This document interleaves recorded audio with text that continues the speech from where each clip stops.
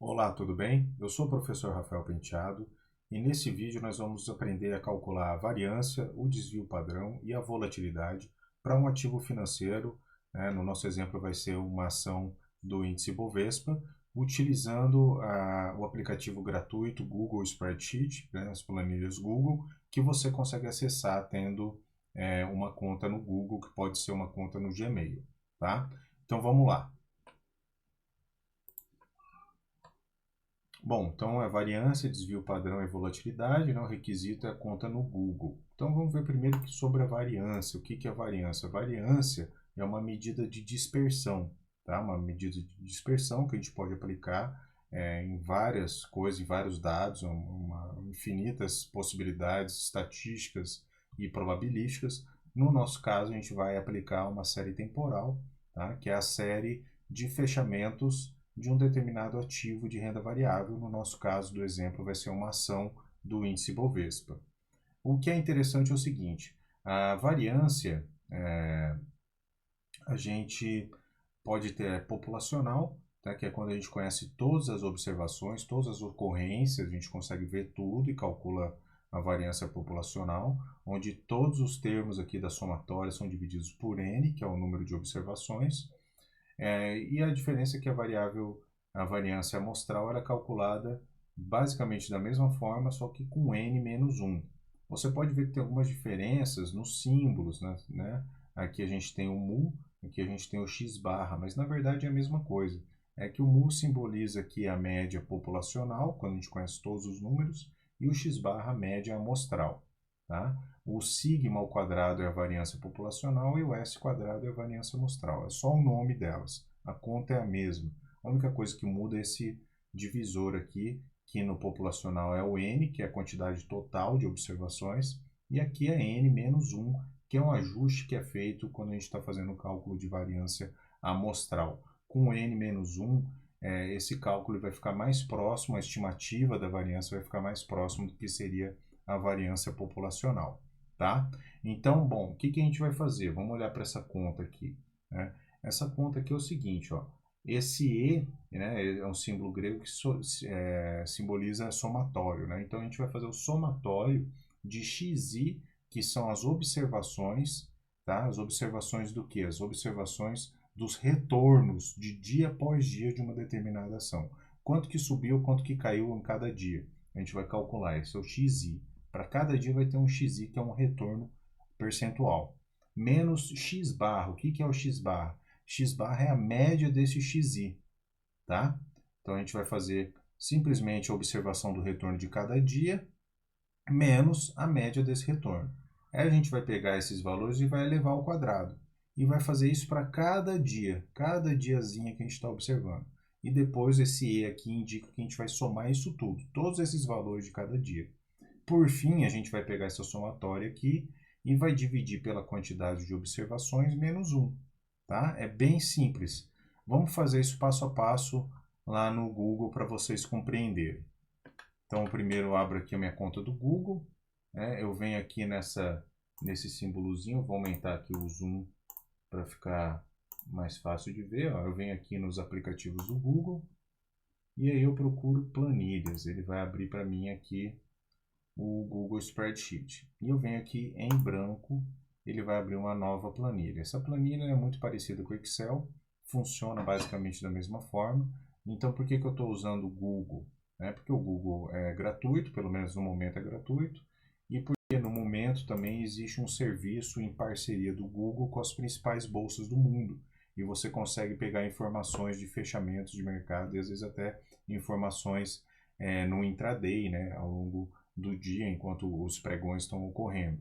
No Brasil, a gente consegue as informações do índice Bovespa e de praticamente, pelo menos todas as ações que eu testei que fazem parte do índice Bovespa, eu consegui extrair os dados. O que eu não consegui extrair o dado? Não consegui extrair dados de contratos futuros e de opções, ou seja, de derivativos, e nem de ativos financeiros, nem de commodities, e nem do índice. Então não tem o índice futuro, não tem mini índice, não tem dólar, tá? Eu só tenho o índice Bovespa à vista e as ações, mas já é o suficiente para a gente fazer várias análises já é bem útil para a gente operar no mercado e também é muito útil para a gente aprender a fazer essas contas, tá? Então vamos lá. Aqui na célula do Google Spreadsheet a gente vai calcular igual, a fórmula vai ser igual, Google Finance, tá? Abre parênteses, e aqui a gente pode apertar aqui nesse símbolozinho de ajuda, ele vai mostrar para a gente como é que funciona, tá? Vamos fazer o seguinte, vamos copiar aqui no exemplo, ó, tudo que está dentro desses parênteses, e depois a gente vai substituir pelo que nos interessa, tá? Então eu já copiei, dei Ctrl C, né? Deixa eu copiar de novo, aqui não dá, só no Ctrl C. E aqui eu vou substituir aqui por esse parênteses. Então, Ctrl V, colei tudo, né? Aqui eu vou colocar primeiro, então, o símbolo da ação, do ativo que eu estou querendo ver. No caso, para o nosso exemplo, eu vou usar Petrobras, Petri4. Tá? Qual que é a variável que eu quero? Eu quero o preço, então eu não vou mexer nisso, vai continuar sendo o preço. Aqui eu coloco a data inicial, que eu vou colocar 10/07 de 2020. Até quando? Até 10/07 de 2021. E eu quero dados diários, tá? Então eu mantenho aqui daily. E aí ele vai puxar para mim as informações, tá? E aqui eu tenho então o fechamento da Petrobras para cada dia desse daqui, dia 10 de julho, dia 13 de julho, 14, 15, etc. Então aqui eu já tenho minha base de dados. Quantas ocorrências que eu tenho aqui? Vamos dar uma olhada. Olha só, eu tenho 247 observações, então o meu N seria 247, tá?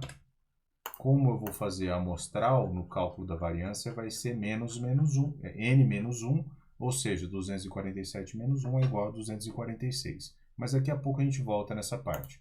Vamos primeiro calcular os retornos. Então, os retornos eu vou chamar de K percentual.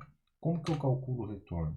Eu venho aqui no segundo dia da minha série, né, que é no dia 13, e vou pegar o fechamento do dia 13, que é 22,16, vou selecionar essa célula aqui, fazer barra, dividir pelo fechamento do dia anterior. Tudo isso entre parênteses, tá? Então coloco essa conta entre parênteses, e vou colocar menos 1, porque não me interessa o inteiro dessa conta, eu só quero saber a diferença de um para o outro, tá? Então faço menos 1. E aí ele vai me dar qual foi o retorno para cada um dos dias. Ele vai me sugerir fazer essa conta em toda a planilha. Até lá embaixo eu vou falar que sim, pode fazer. Tá? Então ele fez aqui o retorno diário para todos os dias. Esse valor aqui está em decimal, né? É só colocar aqui percentual que ele já mostra para mim o valor em percentual. Tá bom? Então eu tenho aqui os valores percentuais dos retornos, né? Então a primeira parte a gente já fez. Esse K percentual, ele é igual ao nosso XI na nossa continha, tá? Então a gente calculou o XI para cada dia. Vamos dar uma olhada na fórmula? Olha só, o XI está calculado. O que a gente precisa agora? X barra, que é a média amostral. Então é só fazer a média dos XIs. Vamos voltar lá então, tá? Eu vou vir até aqui embaixo. Aqui vou colocar média, só para eu não me perder. Média. E aqui eu vou usar a própria função média, que é média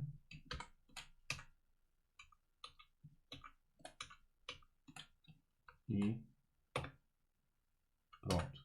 Eu tenho aqui a média das minhas variações diárias, a média dos retornos, que é 0,12. Opa, eu tenho coisa errada aqui, não tem problema. Eu quero botar em negrito aqui. Pronto, não é necessário, tá? Mas só para ficar marcado. Então eu já tenho a média, então vamos voltar lá para a fórmula. Eu tenho o XI e tenho a média. O que eu tenho que fazer agora? Eu tenho que calcular XI menos a média de cada uma das observações. Tá? Então vamos fazer isso. XI menos média. Eu vou usar essa daqui, essa coluna D para fazer essa conta. Então XI menos XI média. Vou colocar assim. Tá?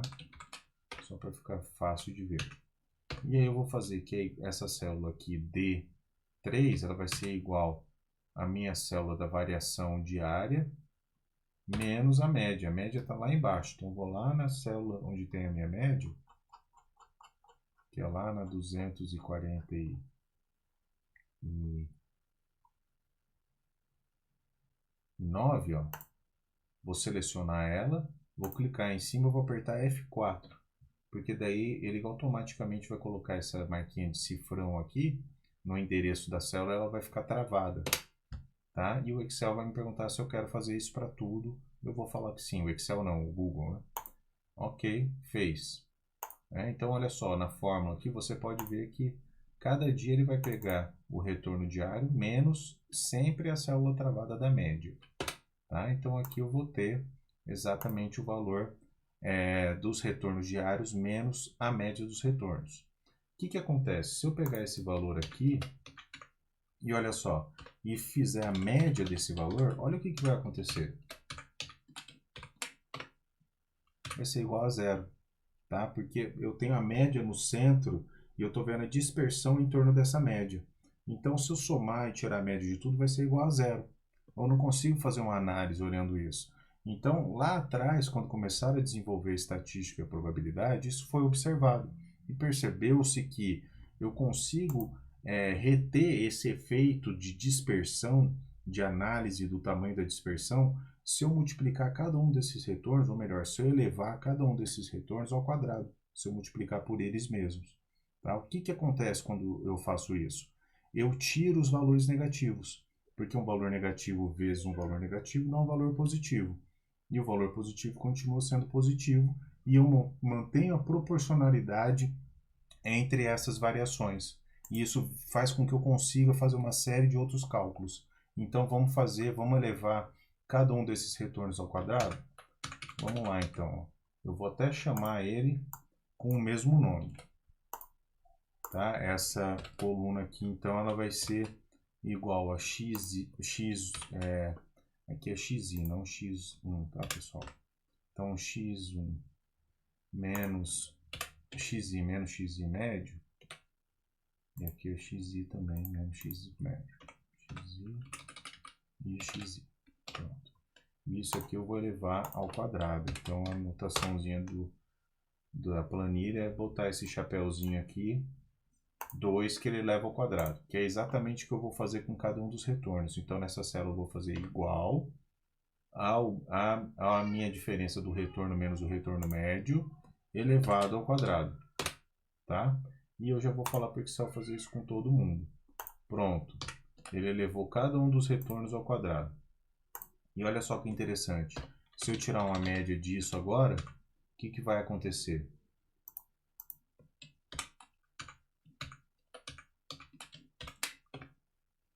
Olha só, já não é zero. Tá? Por quê? Porque eu não tenho... Olha só, aqui nessa coluna D eu tenho valores negativos e valores positivos. Um somado com o outro faz com que chegue na média, que é o próprio zero. Né? Agora aqui não, todos os valores são positivos. Então isso faz com que eu tenha um valor significativo. Tá? Esse valor aqui, ele seria já a nossa variância populacional. Só que eu não tenho uma população aqui, eu tenho uma amostra, então não é uma média aritmética normal. Eu tenho que fazer com n menos 1. Lembre-se disso. Então vamos lá, como que eu calculo uma média? Eu faço a soma, né, de todas as ocorrências. Então eu vou fazer, essa coluna é a E. Eu sei que começa em E3 e vai até E248, que é a minha última ocorrência. Essa aqui é a soma de todos eles. Tá? E eu tenho que dividir por quanto? Pelo número de observações menos 1. Então aqui eu tenho 246 observações. 246 menos 1 vai ser 245. Então vamos lá. Eu vou lá embaixo, vou voltar lá na minha soma, na soma dos retornos quadráticos, né, que é o que eu fiz aqui na coluna E, e vou dividir essa soma por n menos 1, ou seja, por 245. E aí, aqui aparece o mesmo valor, 0,08, mas é porque tem poucas casas decimais. Tá? Se eu aumentar as casas decimais, a gente teria um outro valor. E aí o que acontece? Esse valor aqui já é a minha variância. Olha só, já calculamos a variância. Vamos dar uma olhada na fórmula? Ó, eu fiz o xi menos a média, elevei ao quadrado, depois eu somei todos eles, né? Somei os retornos quadráticos e dividi por n menos 1. Pronto, já achei a minha variância amostral, tá? E agora como que eu faço para achar o desvio padrão, que é o que me interessa agora? O desvio padrão é muito fácil, olha só. O cálculo do desvio padrão é o mesmo cálculo da variância. A diferença é que eu vou tirar a raiz quadrada da variância para ter o desvio padrão. Então, o desvio padrão amostral é igual à raiz quadrada da variância amostral. Só isso. Então, vamos lá fazer essa conta. Eu vou pegar esse valor aqui, que é o meu desvio padrão. Opa, esse valor aqui é a minha variância. Vou até botar uma setinha aqui, ó, que é para ficar claro de ver. E aqui eu vou colocar desvio padrão calculado. Tá? Esse desvio padrão calculado, ele vai ser o que? A raiz, que é a raiz quadrada, da minha variância. Tá? E esse aqui é o meu desvio padrão calculado. Pronto, achei o meu desvio padrão. Esse desvio padrão, ele também está em percentual. Tá? Então, o que isso quer dizer? Quer dizer que esse aqui é o valor de um desvio padrão. Quer dizer que, normalmente, essa ação ao longo de um ano, ela vai variar em média 2,84%. Esse é o normal de variação para um dia. Tá? O desvio padrão ele é diário, ele é na mesma unidade das observações que eu calculei. Tá bom? Então, esse aqui é o meu desvio padrão amostral. Será que esse valor está correto? Vamos confirmar, né? A gente consegue usar aqui uma função do próprio Google Spreadsheet, que é o desvipad A, tá? E aí ele vai calcular para mim o desvio padrão amostral. O desvio padrão amostral do quê? Dos meus retornos sobre a média dos retornos. Então eu seleciono isso aqui e ele vai calcular para mim. E olha só, a gente tem exatamente o mesmo valor, tá? Então, o desvio padrão calculado e o desvio padrão da função. Olha só, o que a gente calculou fazendo passo a passo do cálculo deu 2,84 arredondando, e o desvio padrão amostral calculado pela função da planilha deu exatamente o mesmo resultado, tá? Então, esse aqui é o valor de um desvio padrão, certo? Se você tiver dúvida, é só olhar esse vídeo de novo, passo a passo. Eu demonstrei certinho como fazer cada uma das etapas desse cálculo. Expliquei por que é elevado ao quadrado os retornos também, está tudo aí. E para que serve isso, né, professor? Para que eu vou utilizar isso? Eu fiz um outro vídeo explicando sobre essa interpretação, vou falar rapidamente. Então, agora, né? Então, esse aqui é o valor de um desvio padrão. Normalmente, numa distribuição normal, que é todo tipo de distribuição de dados aleatórios que a gente enxerga normalmente na natureza, por exemplo, a altura das pessoas, isso é uma distribuição normal. Tá? O que isso quer dizer? Quer dizer que se você tirar a média de altura de todo mundo, você vai ver que a maioria das pessoas vai se concentrar numa altura próxima à altura média. E que vão ser poucas pessoas que vão ser muito mais baixas e poucas pessoas vão ser muito mais altas do que a média. Tá? Então a gente vai ter esse tipo de distribuição aqui, ó. Deixa eu encontrar. Vamos ver. Aqui, tá? Aqui a gente tem a curva de distribuição normal, que é a curva de Gauss, né? Então, aqui no meio, ó, bem aqui no meio a gente tem o x-barra, que é a média das observações. E essa área perto aqui do meio é onde está a maioria das observações. No cantinho estão as coisas que são ou muito altas ou muito baixas. O que isso quer dizer? Quer dizer que 68% das vezes as variações dentro de uma distribuição normal, 68% das vezes vão ser de até no máximo um desvio padrão.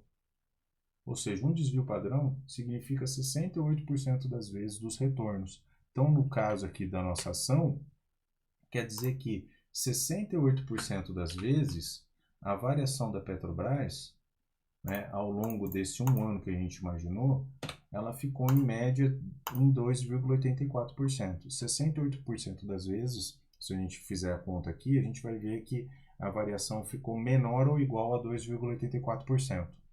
Ao mesmo tempo, eu sei que 95% das vezes as variações vão ser iguais a 2 desvios padrões. Então, o que isso quer dizer? É só multiplicar o desvio padrão por 2. Eu vou pegar esse valor aqui e vou multiplicar por 2. Pronto. Olha só. Eu sei que 95% das vezes ao longo desse ano, os retornos foram de no máximo 5,67%. Deixa eu vir um pouquinho aqui para o lado que vocês não estão vendo o número. Pronto, tá? Então, ó, o que eu fiz aqui? Eu peguei o valor do desvio padrão e multipliquei por 2. Então, aqui eu tenho 1 desvipad, aqui eu tenho 2 desvipad e aqui eu já vou fazer 3 desvipad. Então, vou pegar esse valor aqui, vezes 3, e aqui eu tenho 3 desvios padrões para essa série que eu estou analisando, que é de variação da Petrobras de um ano. Ou seja, o que isso quer dizer? Quer dizer que na curva de distribuição normal, 99,7% das vezes, essa variação ela vai ser de até no máximo 3 desvios padrões. Ou seja, 99,7% das observações aqui do retorno da Petrobras, esse retorno foi igual ou menor do que 8,51%.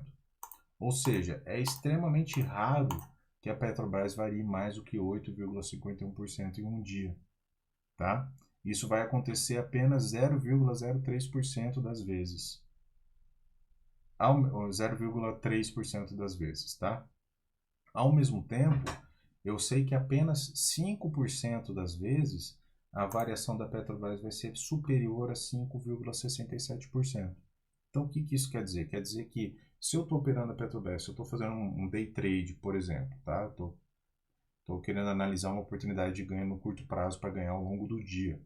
E ali no meio do pregão, a Petrobras está operando com 7% de queda, né? Eu sei que isso é muito raro, é muito improvável que ele feche a 7% de queda.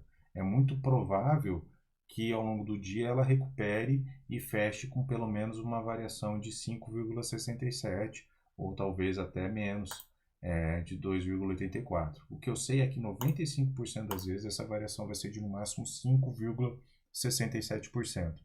Então, se aquela ação está caindo 7%, e se, lógico, eu estou considerando que eu não tenha outra informação, que eu não tenho informação privilegiada, né? E isso aqui não é uma forma mágica, não é que isso sempre vai funcionar, porque tem eventos que são imprevisíveis, né, que a gente tem que considerar que acontece. Isso é uma modelagem, né? É a partir de um ponto de vista de um modelo probabilístico.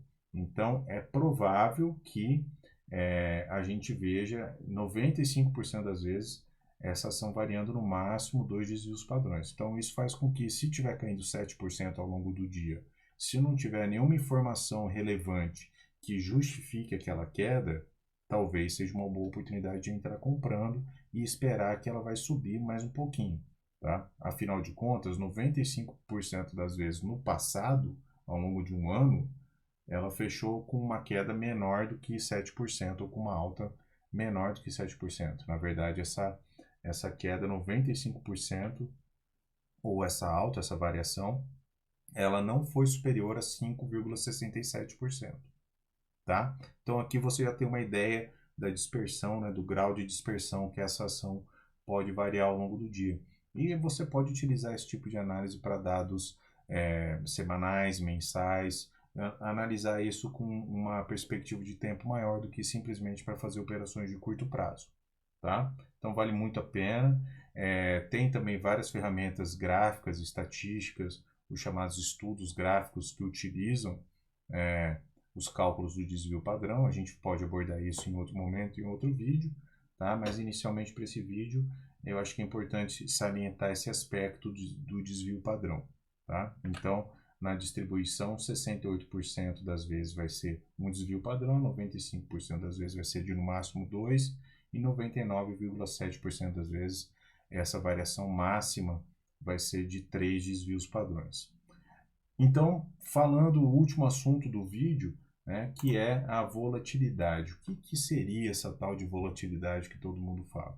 Volatilidade nada mais é do que uma forma consensual que o mercado encontrou de analisar quem que está variando mais, quem que ação, que ativo que está mais volátil do que o outro. Tá? A volatilidade nada mais é do que você pegar o desvio padrão e analisar ele. Como que a gente faz isso?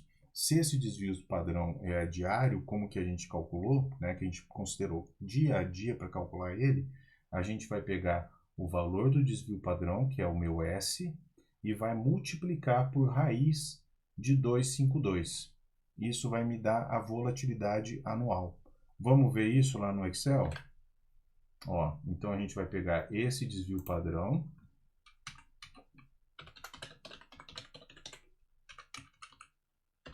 que é 2,84, e a gente vai multiplicar ele por raiz de 252. Opa.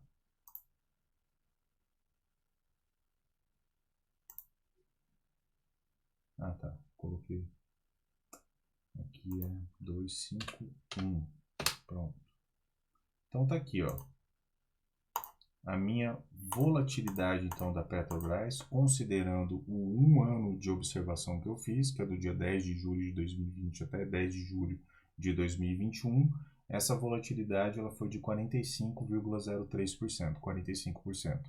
Se vocês procurarem no site da B3 e olharem lá a volatilidade anualizada, lá eles têm isso, e o desvio padrão, vocês vão ver basicamente os mesmos valores, tá? É a mesma coisa. Então eu mostrei para vocês como calcular isso, para vocês compreenderem o que é, para vocês conseguirem desenvolver suas próprias análises e saberem interpretar esses resultados, tá? Então a volatilidade é isso. Então quando você compara volatilidades, né, quem tem a maior volatilidade é quem tem o maior desvio padrão, quem oscila mais ao longo do dia, por isso é também um ativo mais arriscado. Ao mesmo tempo, por ser mais arriscado, ele te dá mais oportunidades de lucro. Né? O lucro é proporcional ao risco. Né? É a famosa risco e retorno. Né? Existe um balanço entre os dois. Né? Existe é sempre proporcional ao outro. O risco sempre é proporcional ao retorno. Tá? Então, tá aqui a volatilidade, como que a gente calcula e para que ela serve. Volatilidade é uma medida de variação, de dispersão utilizada pelo mercado. Tá bom? Bom, deixa eu dar uma olhadinha aqui. Assim, né? A gente pode expandir também essa explicação sobre volatilidade pensando no seguinte: volatilidade, né, ela pode ser histórica, que é quando a gente calcula ela baseada com os dados do passado. Quanto maior a quantidade, maior a série de dados, mais histórica ela vai ser, né, mais sólida, mais ela vai abarcar a realidade daquela ação, mas pode não ser interessante para fazer uma análise de curto prazo. Às vezes é interessante você restringir um pouco, porque a ação, o ativo, ele vai mudando de comportamento ao longo do tempo. Tá? Por exemplo, se eu fizesse o cálculo da volatilidade de 2 anos atrás, eu ia ter um valor diferente, porque a ação da Petrobras e a bolsa como um todo caiu muito fora da média quando em março de 2020, quando ocorreu aquele medo generalizado da pandemia. Né? O mercado caiu bastante, então isso mexeu bastante com a volatilidade histórica. Então a gente tem que saber selecionar esses momentos. Mas a volatilidade histórica, então, é olhando o passado, que a gente consegue calcular. E a volatilidade implícita é a volatilidade que é utilizada em alguns modelos probabilísticos, alguns modelos financeiros, para estimar o valor de um ativo. Então, você tem modelos de precificação, né, de valoração daquele ativo, e uma das variáveis daquele modelo é a volatilidade. Então, quando você não sabe qual que é o valor da volatilidade, você pode, mas você tem um valor que é o resultado daquele modelo matemático, você precisa colocar um valor para a volatilidade para calcular o valor do ativo que o seu modelo propõe. Então, Esse valor que você coloca no modelo, no espaço, na variável volatilidade, é a volatilidade implícita. A volatilidade implícita é a volatilidade que faz com que o preço do modelo seja igual ao preço praticado no mercado. Tá? Então, se a ação da Petrobras está valendo, sei lá, R$ 25, por exemplo, tá? Qual que seria a volatilidade dentro do modelo específico que faria com que o preço da Petrobras fosse 25? Essa volatilidade é a volatilidade implícita. A gente utiliza muito isso no modelo Black-Scholes para fazer o cálculo do preço das opções, que é uma coisa que eu posso abordar em outro vídeo. Então, para que serve a volatilidade? Além da gente comparar os ativos para saber qual que é mais arriscado ou menos arriscado, as bolsas também utilizam para calcular a margem de garantia das posições. A gente utiliza a volatilidade para fazer modelagem financeira, né, modelagem estatística, probabilística, para tentar fazer uma previsão de qual seria o preço justo de um ativo. Né? A gente calcula, a gente usa a volatilidade também para entender o valor intrínseco de um ativo, qual que é o valor real que ele tem devido à sua volatilidade, para saber o valor extrínseco, que seria o valor de prêmio, o valor que o mercado está pagando a mais por um determinado ativo, um valor além do preço justo, esse é o valor extrínseco. Isso é muito comum no mercado de opções, no mercado de derivativos financeiros, porque os derivativos ele tem o preço, tem um valor intrínseco, que é o valor do que seria o ativo no preço no momento presente, e mais um prêmio de preço, né, um prêmio no valor do ativo, que corresponde ao valor extrínseco, que é um prêmio que se dá porque a gente não está falando do valor presente, a gente está falando de um valor futuro. Então tem taxa de juros, tem expectativas, tem muita coisa que pode acontecer. Isso faz com que o prêmio do valor aumente, né, o valor do ativo aumente, e a gente chama essa diferença de valor extrínseco. E a volatilidade também é muito utilizada para a gente fazer operações de arbitragem. Então, se um ativo está operando com uma volatilidade muito fora do que seria a volatilidade real, a gente consegue arbitrar essa diferença esperando que os níveis de volatilidade vão se equiparar em um determinado momento. Tá bom? Bom, então acho que eu consegui falar sobre variância, sobre desvio padrão e sobre volatilidade. A missão está cumprida e logo eu posto um outro vídeo explicando mais alguma coisa sobre estatística, sobre probabilidade, mas sempre voltado para o mercado financeiro, para o mercado de renda variável. Tá? Aguardo vocês no meu próximo vídeo. Muito obrigado pela atenção e até mais. Tchau, tchau.